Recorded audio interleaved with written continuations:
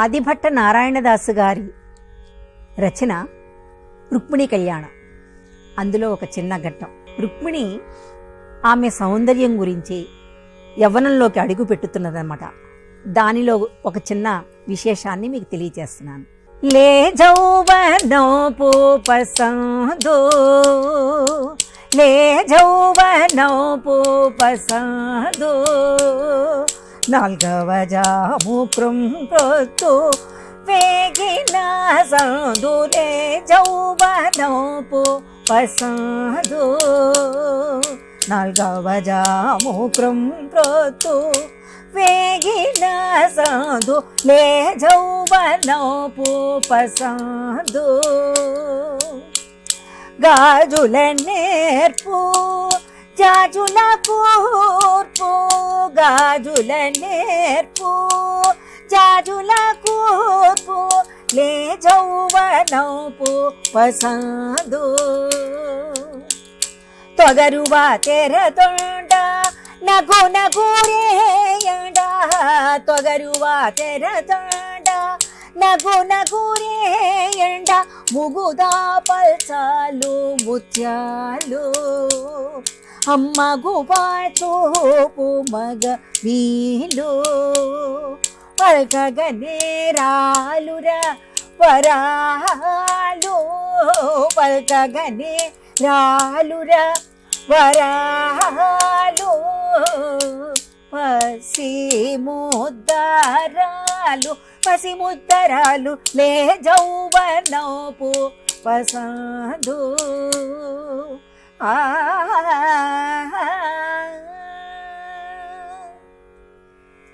తూర్పు కొండపై ఉదయించబోవు బాలభాస్కరుని బంగారు కిరణాల కాంతి వలె ఆమె దేహకాంతి మిలమిలా మెరిసిపోతోంది.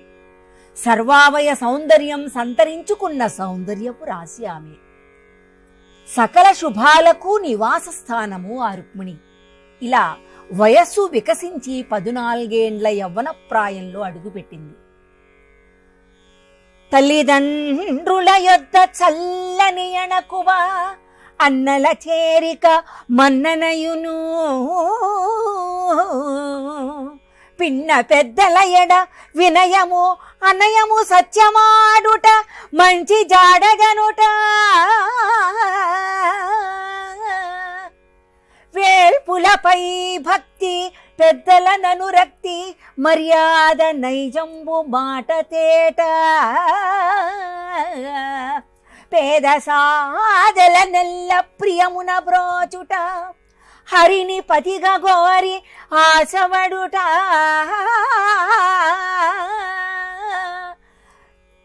జగము ముద్దు కల్నే సొగసునకు బన్నే, మరుకటారి యౌజుమా వయ్యారి, మారులచ్చి నూగుటారు వయసు వచ్చి, కోర్కె మరుగు పుచ్చు కొమ్మ చూపు.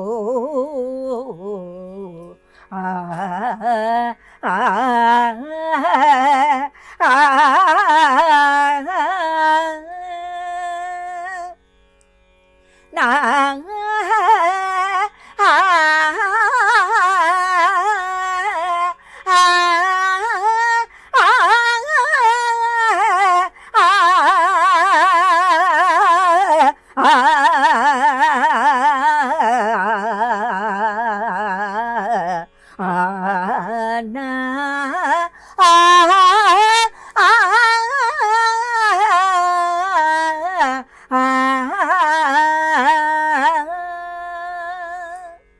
ప్రత్యక్ష దైవాలన్న భావంతో తల్లిదండ్రుల ఎడా పెద్దల ఎడా వినయభావము, పిన్నలయందు ప్రేమ, దైవం నందు భక్తి, దీనులయందు కనికరము, సత్యమంటే అనురక్తి, మర్యాద, జగన్నాథుడగు ఆయననే నాథునిగా భావించి ఆమె సంచరించుట, ఇలా ఆమె యొక్క సహజ సుందర గుణాలు. యత్రాకృతిస్తత్ర గుణావసంతి అన్నారు. ఆకార సంపద అంటే రూప సంపద ఉన్న చోట గుణ సంపద నిలుచునన్న ప్రాజ్ఞుల వచనం రుక్మిణి యందు సార్థకమైనది.